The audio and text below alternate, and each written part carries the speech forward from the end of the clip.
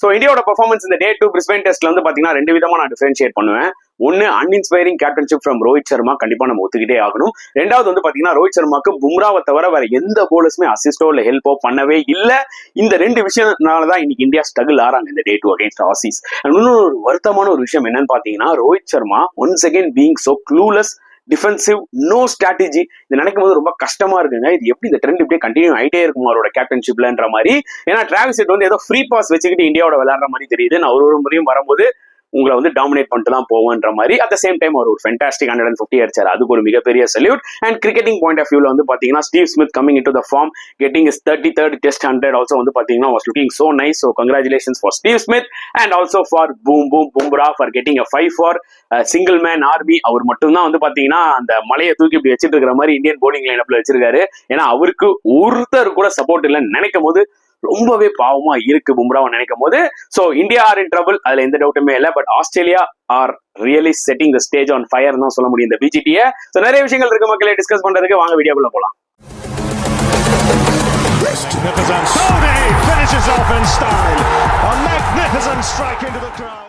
வணக்கம் நண்பர்களே, welcome to my channel CCF, உங்கள் cricket with mister cocktail furious. So Australia versus India third test match at Gabba day 2 நடந்து முடிஞ்சிருச்சு. And ஆஸ்திரேலியாவோட dominance continue ஆகிட்டே இருக்குங்க second test மேட்ச்ல இருந்து. ஸோ டோட்டலா 405 ரன்ஸ் அடிச்சிருக்காங்க. ஜஸ்ட் 7 விக்கெட்ஸ் தான் லூஸ் பண்ணிருக்காங்க. ஸோ இந்த டே 2ல மட்டுமே வந்து பாத்தீங்கன்னா கிட்டத்தட்ட 377 ரன்ஸ் அடிச்சிருக்காங்க. Complete domination. ஸோ முக்கியமா நம்ம வந்து பாத்தீங்கன்னா ரெண்டு பேருக்கு கிரெடிட் கொடுத்தே ஆகணும். முன்னொன்னு டிராவிஸ் ஹெட் வழக்கம் போல நான் சொல்ற மாதிரி ஒரு ஃப்ரீ பாஸ் வச்சிருக்காரு. இந்தியாவோட வரும்போதுல அந்த ஃப்ரீ பாஸ் அப்படி யூஸ் பண்ணில டாமினேட் பண்ணிட்டு போயிட்டே இருப்பாரு. அந்த மாதிரி another dominating innings 150 odd runs, மிகப்பெரிய சல்யூட். இன்னொரு பக்கம் Steve Smith was in out of form. Last வந்து பாத்தீங்கன்னா ஒரு கிட்டத்தட்ட 1 year மேல ஆகுது, புரியுதா உங்களுக்கு? அவர் வந்து ஒரு பெரிய இன்னிங்ஸ் விளையாடி. சோ அந்த வகையில வந்து பாத்தீங்கன்னா அவர் வந்து அவரோட 33rd டெஸ்ட் 100 அச்சீவ் பண்ணாரு. சோ ஆஸ்திரேலியன் பாயிண்ட் ஆஃப் வியூல வந்து பாத்தீங்கன்னா இது ஒரு மிகப்பெரிய நியூஸ். டிராவிஸ் ஹெட் ஃபார்ம்ல இருக்காரு, இந்தியாவோட அடிப்பாருன்றதா உங்களுக்கு நல்லா தெரியும். பட் ஸ்மித் வந்து பாத்தீங்கன்னா இந்த தேர்ட் டெஸ்ட் மேட்ச்ல ஒரு செஞ்சுரி அடிச்சு ஃபார்முக்கு வரது வந்து பாத்தீங்கன்னா it's going to boost a lot for Australia. அதுல எந்த டவுட்டுமே கிடையாது. பிளஸ் இது அவரோட 10th 100 அகைன்ஸ்ட் இந்தியா. அண்ட் ஸ்டீவாவோட ஈக்குவலா இருந்தாரு 32 டெஸ்ட் 100ல. இப்போ அதை தாண்டி 33rd டெஸ்ட் 100 அச்சீவ் பண்ணிருக்காரு. சோ மிகப்பெரிய ஒரு ஃபீட் அச்சீவ் பண்ணிருக்காருன்னு சொல்ல முடியும். ஸ்டீவ் ஸ்மித் இவங்க ரெண்டு பேருமே சேர்ந்து வந்து பாத்தீங்கன்னா கிட்டத்தட்ட ஒரு 230 ரன்ஸ் பார்ட்னர்ஷிப் வச்சு செஞ்சுட்டாங்க. நல்லா ஞாபகம் வச்சுக்கோங்க, டே ஸ்டார்ட் ஆனோடனே ஃபர்ஸ்ட் செஷன்ல இந்தியா லைக் 75 for 3 ஆஸ்திரேலியா இருந்தாங்க. இந்தியா வந்து டாமினேட் பண்ணாங்க ஆக்சுவலா session 1 belongs to India. 75 for 3 போது பாத்தீங்கன்னா 3 விக்கெட் எடுத்திருக்காங்களா. சோ கண்டிப்பா இந்தியாவுக்கு தான் அந்த செஷன் சேரும். சோ எனக்கு என்ன தோணுச்சுன்னா லஞ்சுக்கு அப்புறம் வந்து டக்குன்னு 100 விக்கெட் எடுத்துட்டாங்கன்னா ஸ்டீவ் ஸ்மித் அப்படிதான் இனிஷியலா வல்னரபிளா விளையாடிட்டு இருந்தாரு. ஒரு மாதிரி அவுட் ஆகிற மாதிரி தான் ஆடிட்டு இருந்தாரு. அந்த டைம்ல வந்து ஸ்டீவ் ஸ்மித்தை தூக்கி இருக்கணும். பட் அந்த டைம்ல வந்து பாத்தீங்கன்னா ஸ்டீவ் ஸ்மித்தை செட் ஆக விட்டாங்க. அன்பார்ச்சுனேட்லி நான் சொன்ன மாதிரி பாத்தீங்கன்னா பும்ரா மட்டும் தான் வந்து எஃபெக்டிவா போட்டுட்டு இருந்தாரு தவிர ஆக்சுவலா ஈவன் நிதிஷ் ரெட்டி கூட இனிஷியல் 4-5 overs வந்து பாத்தீங்கன்னா அந்த ஒரு ஷேப் இருந்துச்சுங்க, அந்த ஒரு மூவ்மெண்ட் இருந்துச்சு அவர்கிட்ட, அந்த ஒரு அவுட் ஸ்விங் இருந்தது. ஒரு மாதிரி த்ரெட்டா தான் இருந்தாரு. அந்த வகையில தான் லாபிஷன் விக்கெட் அவர் எடுத்தாரு. ஓகே, இன்னைக்கு ஓவராலா வந்து பும்ரா 5 விக்கெட்ஸ் எடுத்து கலக்கிட்டாரு. அவர் ஒருத்தர் தான் வந்து பாத்தீங்கன்னா பிரேக் த்ரூ கொடுத்துக்கிட்டே இருந்தாரு, அது வேற விஷயம்.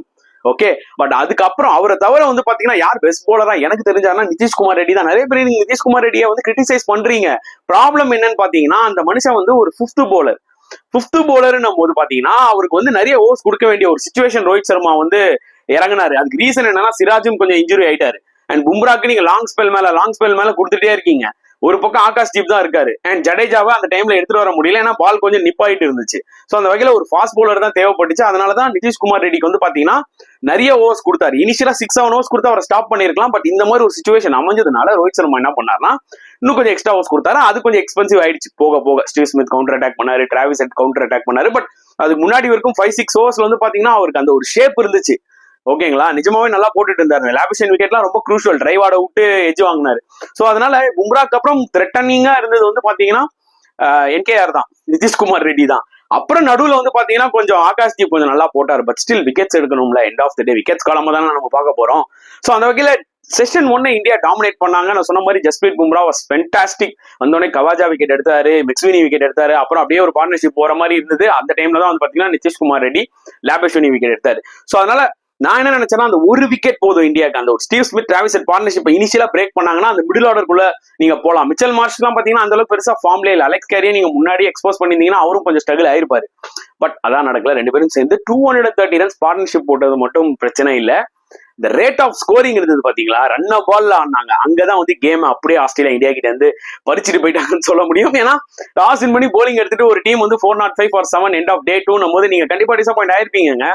சோ அந்த வகையில வந்து பாத்தீங்கன்னா ஆஸ்திரேலியாக்கு நம்ம கிரெடிட் கொடுத்தாகணும். இந்த வே தே டாமினேட்டட். இந்த ஆஸ்திரேலியாவை தான் நம்ம எதிர்பார்த்தோம். ஃபர்ஸ்ட் டெஸ்ட்ல நம்ம இதை பார்க்க முடியல, பட் செகண்ட் டெஸ்ட்ல பிங்க் பால் டெஸ்ட்ல அவங்க கலக்கினாங்க. இப்போ பிரிஸ்பேன் டெஸ்ட் அதை டாமினேட் பண்றாங்க. அண்ட் இன்னொரு ஒரு வருத்தமான ஒரு விஷயம் என்னன்னு பாத்தீங்கன்னா ரோஹித் சர்மாவோட கேப்டன்ஷிப். இப்போ நிறைய பேர் சொல்லுவாங்க கேப்டன்ஷிப்பே நம்ம குறை சொல்லிக்கிட்டே இருக்கோம், கேப்டன்ஷிப்பை தான் நம்ம குறை சொல்லி ஆகணும்.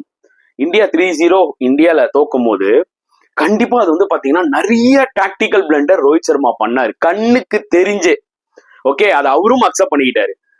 ஓகே, சம்டைம்ஸ் ஏதாவது ஒரு கேப்டனுக்கு இது நடக்கும், எல்லா தடவையும் இது நடக்காதுப்பா. அவர் வந்து ஒரு வேர்ல்ட் கப் வின்னிங் கேப்டன், நம்மளுக்கு 2020 வேர்ல்ட் கப் இப்பதான் அடிச்சு கொடுத்தாரு. சோ ஹோம்ல தோத்துறாரு, கரெக்ட். இதை வந்து டைஜஸ்ட் பண்ண முடியாத ஒரு விஷயம் தான். சரி, ஒரு எக்ஸ்கியூஸ் அவர் கொடுத்துருவோமே நம்ம சொல்லிட்டோம். ஆனா second test match pink ball test மேட்ச்லயும் பாத்தீங்கன்னா அதே தான் நடந்துச்சு. ரிஸ்க் எடுத்து பேட்டிங் எடுத்தாரு, பேக் ஃபயர் ஆச்சு. பட் அது பரவாயில்ல. ஆனா அவரோட கேப்டன்ஷிப், ஃபீல்ட் செட்டிங், ஸ்ட்ராட்டஜி எல்லாம் வந்து பாத்தீங்கன்னா ரொம்பவே புவரா இருந்துச்சு. அதே தான் ஆக்சுவலா இந்த ஒரு பர்டிகுலர் டெஸ்ட் மேட்ச்லயும் நடந்தது. 75-3 இருந்து நீங்க எப்படிங்க கேமை வந்து 300 ரன்ஸுக்கு மேல டிஃப் பண்ண முடியும் விக்கெட்டே எடுக்காம? ரொம்ப வருத்தமா இருக்கு ஆக்சுவலா. ரோஹித் சர்மாவோட கேப்டன்ஷிப் மறுபடியும் வந்து பாத்தீங்கன்னா க்ளூலெஸ்ஸா இருந்துச்சு, ஸ்ட்ராட்டஜி இல்ல, ரொம்ப டிஃபென்சிவா இருந்தது. ஒரு எனக்கு ஹெட் உள்ள நுழைஞ்ச, நம்ம என்னங்க ப்ரிவியூல பேசிட்டு இருந்தோம் ஹெட்டுக்கு என்ன வந்து ஸ்ட்ராட்டஜி கொண்டு வர போறாங்க. சோ ஹெட் உள்ள நுழைஞ்சோடனே வந்து பாத்தீங்கன்னா நீங்க ஒரு பவுன்சர் டாக்டிக்ஸ் அவர் அன்செட்டில் பண்ணானாமா. அவர் உள்ள நுழைஞ்ச போது பாத்தீங்கன்னா அப்பதான் வந்து நிதிஷ்குமார் ரெட்டி போட்டுன்னு இருக்காரு, அவர் ஒரு விக்கெட் எடுத்தாரு. அப்பதான் புரியுது. ஆனா ஒன்ஸ் டிராவிஸ் ஹெட் வந்தோடனே நீ என்ன பண்ணிக்கணும், அடுத்த ஓவரே நீ பும்ரா எடுத்து வந்திருக்கணும். டிராவிஸ் ஹெட்டை நீ 10 ரன் அடிக்க விடாத, கொஞ்சம் ஸ்ட்ரகிள் பண்ணவே அவரை. ஒரு டாக்டிக்கல் எடுத்து ஒரு பவுன்சர் போடு. இனிஷியலா வந்து பாத்தீங்கன்னா 10 பால் டிராவிஸ் ஹெட் அந்த பவுன்சர் எல்லாம் போட்டா ஒரு மாதிரி ரஸ்டியா இருப்பாரு. இல்ல, அவர் டப்பு டப்புன்னு 20 ரன் அடிக்க விட்டாங்க. அதுக்கப்புறம் ஏதோ ஒரு ஸ்ட்ராட்டஜி கொண்டு வராரு, டீப் பாயிண்ட் வச்சிடறாரு. பட் ஆனா அன்பார்ச்சுனேட் என்ன பாத்தீங்கன்னா கரெக்டான போலர்ஸ்க்கு கரெக்டான ஃபீல்ட் செட் பண்ண மாட்டேங்கிறாரு. ஒரு பும்ராக்கு என்ன ஃபீல்ட் செட் பண்ணுவோமோ அந்த மாதிரி பண்ணி நிதிஷ்குமார் ரெட்டியை போட விட்டுட்டு இருக்காரு. சோ அவருக்கு பேசே இல்லை. நம்ம வந்து பாத்தீங்கன்னா ஸ்டீவ் ஸ்மித்தை வந்து நவுந்து போய் அடிச்சிட்டு இருக்காரு. அதனால ரொம்ப ஆச்சரியமா இருந்து ரோஹித் சர்மா இப்படியே எவ்வளவு நாள் தான் வந்து இவர் வந்து பாத்தீங்கன்னா இந்த மாதிரி டிஃபென்சிவா ஒரு ஸ்ட்ராட்டஜி இல்லாம க்ளூலெஸ்ஸா இருக்க போறாரு as a கேப்டனா. அவரோட பாடி லாங்குவேஜ் வந்து பாத்தீங்கன்னா ரிசைன் பண்ணிட்டாரு. அவ்வளவுதானே. இந்த ட்ரெண்டை பார்த்து ஆக்சுவலா ஒரு மாதிரி வெறுப்பா இருக்குங்க. ஏன்னா நம்ம 3-0 இந்தியால தோத்தும் இதை பார்த்துட்டோம். பிங்க் பால் டெஸ்ட் மேட்ச்ல இதே தான் நம்ம பார்த்தோம், இப்பவும் இதே தான் பாக்குறோம். அந்த பெர்த் டெஸ்ட் மேட்ச் மட்டும் தனியா தொக்கா தெரியுது எனக்கு under the captaincy of Bumrah. இப்போ வந்து நீங்க பும்ராவை மாத்துங்க நான் சொல்ல வரல, பட் என்ன இஷ்யூங்க, இது ஏன் அட்ரஸ் பண்ண மாட்டேங்கிறாங்க? ஏன் ரோஹித் சர்மா லுக்கிங் இவ்வளவு பிளண்டா இருக்காரு as a கேப்டனா? இது ஒரு மேனேஜ்மெண்ட் இதை பேச மாட்டாங்களா? கிரெடிட் நம்ம கொடுத்துருவோம். ஏன்னா டிராவிஸ் ஃபென்டாஸ்டிக்கா விளையாண்டாரு, அவரோட கேம் வேற லெவல்ல இருக்கு. இந்தியாவோட அடிக்கிறார் மனுஷன், அது வேற விஷயம். அதாவது இந்த மேட்ச் ஆரம்பிக்கிறதுக்கு முன்னாடி பிரிஸ்பேன்ல பாத்தீங்கன்னா லாஸ்ட் 3 இன்னிங்ஸுமே வந்து பாத்தீங்கன்னா கோல்டன் டக் அதை போட்டு பயங்கரமா காமிச்சிருந்தாங்க. Travis head பிரிஸ்பேன்ல திணறுவாரு. அப்பவே நான் ப்ரிவியூலயும் சொன்னேன், லைவ்லயும் சொன்னேன், அது வேற ஆப்பனண்ட்டுங்க, இது இந்தியாவோட, இது நடக்குமா அப்படின்னு. எக்ஸாக்ட்லி அது நடக்கல. ஏன்னா இந்தியாவோட என்ன ட்ரெண்ட் கண்டினியூ ஆகுமோ அதான் கண்டினியூ ஆச்சு. சேம் டைம் ஸ்டீவ் ஸ்மித் இனிஷியலா ஸ்ட்ரகிள் ஆனாரு. அந்த ஒரு 40-45 பால்ஸ் லிட்டரலி ஸ்ட்ரகிள் ஆனாரு. எல்லா பால் அவுட் ஆகிற மாதிரி தான் ஆனாரு. ஆனா அதை ஃபைட் பண்ணாரு. அதை ஃபைட் பண்ணதுனால என்னாச்சுன்னு பாத்தீங்கன்னா அவர்னால அந்த ஒரு 100 அடிக்க முடிஞ்சது. அதுக்கப்புறம் ஃப்ரீ ஃப்ளோயிங்கா. சோ கிரெடிட் வந்து நம்ம 2 பேருக்குமே கொடுத்துருவோம். பட் இந்தியா என்ன புதுசா பண்ணிருக்கலாம், ஒரு பவுன்சர் டாக்டிக்ஸ் எல்லாமே எராட்டிக்கா இருந்துச்சுங்க. போலர்ஸும் வந்து பாத்தீங்கன்னா இல்ல, சரி ஒரு கேப்டன் ஃபீல்ட் செட் பண்ணிருக்கானே அந்த மாதிரி போடும், இஷ்டத்துக்கு போடுறாங்க. அந்த பும்ரா அந்த மனுஷன் மட்டும் எவ்வளவுங்க போடுவாரு? நிஜமாவே ரொம்ப ஷாக்கிங்கா இருக்கு. ஜடேஜா இந்த விக்கெட்ல வந்து பாத்தீங்கன்னா பெருசா அவருக்கு பர்ச்சேஸ் இல்லை, அதனால அவர் செம்மடி அடிப்பாங்க டே 1 டே 2லான்றது நம்மளுக்கு எவிடென்டா தெரியும்.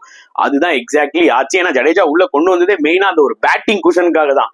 புரியுதா உங்களுக்கு? ஏன்னா நீங்க அப்படி ஒரு விக்கெட் டேக்கிங் ஆப்ஷன் நீங்க பாத்தீங்கன்னா அஸ்வின் அண்ட் வாஷிங்டன் சுந்தர் தான் உங்களுக்கு அதிகமா கொடுப்பாங்க. ஏன்னா நீங்க ஒரு கவாஜா லெஃப்ட் ஹேண்டரா இருக்கட்டும், இல்ல ஒரு டிராவிஸ் ஹெட் லெஃப்ட் ஹேண்டரா இருக்கட்டும், அலெக்ஸ் கேரியா இருக்கட்டும், ரைட் ஆர்ம் ஆஃப் ஸ்பின்னர்ஸ் வந்து will be so effective. So அதனால ஜடேஜா ஈக்குவேஷன் எப்போ வருவார்னா டே 4 டே 5 தான். சோ இன்னொரு என்ன விஷயம், ஆஸ்திரேலியா வந்து டேக்கிள் பண்ணணும்னா they are in very good position. நாளைக்கு ஒரு 1 hour ஆடிட்டு அதுக்கப்புறம் வந்து பாத்தீங்கன்னா இந்தியாவை பேட் பண்ண வச்சுட்டாங்கன்னு வச்சுக்கோங்களேன், இந்தியாவை அவங்க வந்து மேக்ஸிமம் வந்து ஃபாலோ ஆன் பண்ணி கேமை முடிக்கணும் தான் ட்ரை பண்ணுவாங்க. இல்ல அதிகபட்சமா நம்மளுக்கு ஒரு லாஸ்ட் மேட்ச் மாதிரி ஒரு 20 ரன் 30 ரன் டார்கெட்.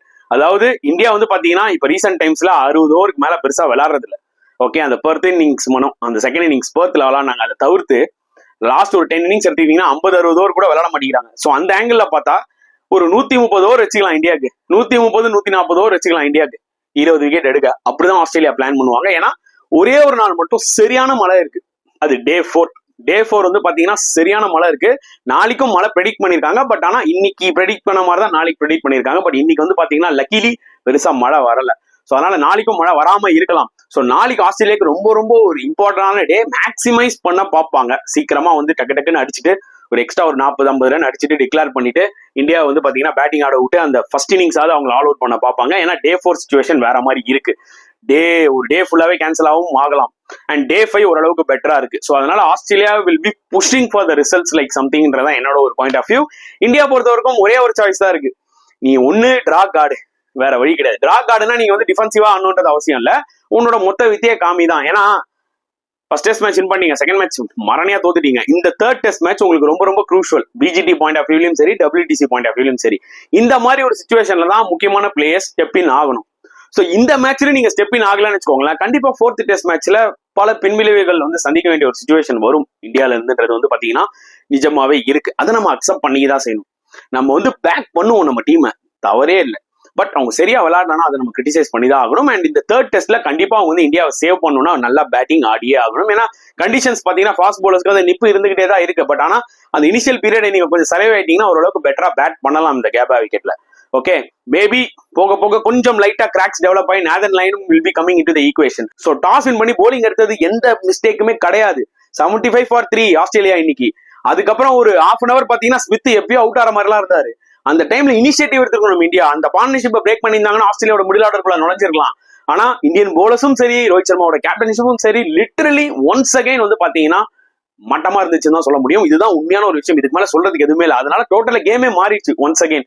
இதை பார்த்து வந்து பாத்தீங்கன்னா கொஞ்சம் போரும் அடிச்சிருச்சு actually, to be very honest. ஏன்னா ரோஹித் சர்மா கேப்டன்ஷிப் பார்க்கும்போது என்ன தோணுதுனால, இவர் என்ன புதுசா பண்ணிட போறாரு. ஒரு ஸ்டோக்ஸ் கேப்டன்ஷிப் பார்த்தா கூட ஏதாவது புதுசா பண்ணுவாருப்பா, ஏதோ ஒன்று ட்ரை பண்ணுவாருன்னு தோணும். இவர் கேப்டன்ஷிப்ல என்ன புதுசா பண்ற போறாரு, டிஃபென்சிவா எல்லாரையும் பின்னாடி ஃபீல்ட்ல செட் பண்ண போறாரு, அவ்வளவுதான் பண்ண போறாரு.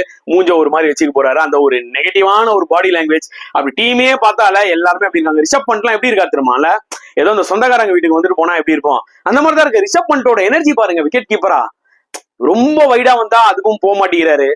ஓகே, அதே மாதிரி அதாவது ஒரு ரிவ்யூக்கு போகணுமான்னு வேணுமான்னு கேட்டால ஒப்பீனியனே சொல்ல மாட்டேங்கிறாரு. கடைசி வரைக்கும் அவர் ஒப்பீனியன் சொல்ற மாதிரியே இல்ல. கடைசி வரைக்கும் அப்படியே பேசிக்கிட்டே இருக்காங்க. அங்க ரிவ்யூ முடிச்சிருது. சோ போணுமா வேணுமான்றத ஒரு விக்கெட் கீப்பர் வந்து கான்பிடண்டா சொல்றதே இல்ல. சம்திங் இஸ் லேக்கிங் பயங்கரமா. இந்த ஒரு ரோஹித் சர்மா லீடிங் சைடு வந்து என்னன்னு பாத்தீங்கன்னா அந்த என்டையர் டீம்ல என்ன மிஸ் ஆகுது. அண்ட் ரிஷப் பண்டோட பாடி லாங்குவேஜும் ரோஹித் சர்மாவோட பாடி லாங்குவேஜ் பிஹைண்ட்ல பாக்குறதுக்கு எனக்கு வந்து எப்படி தோணுதுனால இன்ட்ரெஸ்டோட விளையாடுறீங்களா இல்லையான்ற மாதிரி தோணுது, to be very honest. So it's going to be a tough task for India. அதுல எந்த டவுட்டுமே இல்லை. ஏன்னா பும்ரா மாதிரி அங்க 3 பேர் இருக்காங்க, பேட் கமின்ஸ், ஹேசல்வுட், ஸ்டார்க். 3 பேருமே வந்து தே வில் ஹண்ட் லைக் என்ன சொல்லுவாங்க, அந்த ஒரு நரி மாதிரி தான். They will hunt like a fox. ஒண்ணுமே பண்ண முடியாது, ரொம்ப கஷ்டமா இருக்கதான் போகுது. But this is a right time for Team India to prove. இந்த தேர்ட் டெஸ்ட் மேட்ச் வந்து பாத்தீங்கன்னா நீ வின் கூட பண்ண தேவையில்ல, அட்லீஸ்ட் நீ ஃபைட் பண்ணி நல்லா பேட்டிங் ஆடு, டிரா பண்ண முடியுமான்னு பாரு. உன்னால ஒரு டிரா பண்ண முடியும்னா ஃபர்ஸ்ட் இன்னிங்ஸ்ல நீ நல்லா ஸ்கோர் பண்ணணும். ஆஸ்திரேலியா ஒரு 450 அடிச்சு டிக்ளேர் பண்றாங்களோ இல்ல ஆல் அவுட் ஆறாங்களோ அது வேற விஷயம். நீ அட்லீஸ்ட் அதுக்கேற்ற மாதிரி ஒரு 350-400 ரன்ஸ் அடிக்கணும் திருப்பி பேட்டிங்ல. நீங்க அடிச்சுனா மட்டும்தான் ஆஸ்திரேலியா திருப்பி ஆடி அதுக்கப்புறம் ஏதாவது மழை வந்துச்சுன்னா அப்படியே திருப்பி உன்னால ஃபைட் பண்ண முடியும். இல்லை என்றால் இந்த டெஸ்ட் மேட்ச் வந்து பாத்தீங்கன்னா இந்தியா வந்து 130 ஓவர் கூட லாஸ் பண்ண மாட்டாங்க. நான் சொல்றது 2 இன்னிங்ஸுமே 20 விக்கெட்டுமே 140 ஓவருக்குள்ள விட சான்சஸ் நிறைய இருக்கு. ஏன்னா இந்தியாவோட பேட்டிங் அப்படிதான் ரீசென்ட் டைம்ஸ்ல இருந்திருக்கு. ஆஸ்திரேலியாவோட போலிங்கை பார்க்கும்போது ஒரு மிகப்பெரிய த்ரெட்டாவும் இருக்கு, அதுல எந்த டவுட்டுமே கிடையாது. So Day 2 has been completely dominated by Australia. Credit to Travis Head as well as Steve Smith for their fantastic hundreds. And நம்மளோட ஜெஸ்ஸி பாய் அவரும் பாத்தீங்கன்னா உயிரை கொடுத்து சிங்கிள் மேன் ஷோ அவர் செமையா போட்டு இன்னொரு ஒரு 5 for எடுத்திருக்காரு. அந்த மனுஷனுக்கு வந்து பாத்தீங்கன்னா ஒரு போ டவுன் கண்டிப்பா கொடுத்தே ஆகணும். ஏன்னா உயிரை கொடுத்து போடுறாருங்க, பாவமா இருக்குங்க. Is giving more then 100% effort போடுறாரு. ஒர்க் லோட் அதிகம் ஆயிட்டே இருக்கு அந்த மனுஷனை பார்க்கும்போது, ரொம்ப பாவமா இருக்கு ஆக்சுவலா. ஸோ ஜஸ்பிரீத் பும்ராக்கு வந்து பாத்தீங்கன்னா சீக்கிரமா ஒரு ரெஸ்ட் கண்டிப்பா தேவை. அது எனக்கு கண்டிப்பா ஃபீல் ஆகுது. அது எப்போன்னு தான் தெரியல. ஸோ இந்த Day 2 பெர்ஃபார்மன்ஸை பத்தி நீங்க என்ன நினைக்கிறீங்க? உங்களுக்கும் சில கருத்துக்கள் இருக்கும்ல, மறக்காம கமெண்ட் செக்ஷன்ல போட்டுருங்க. இந்த வீடியோ பிடிச்சிருந்தா லைக் பண்ணுங்க, ஷேர் பண்ணுங்க, முடிஞ்சா சப்ஸ்கிரைப் பண்ணுங்க. நெக்ஸ்ட் வீடியோல பார்க்கலாம் ஃப்ரெண்ட்ஸ். அண்டில் தென் பாய்.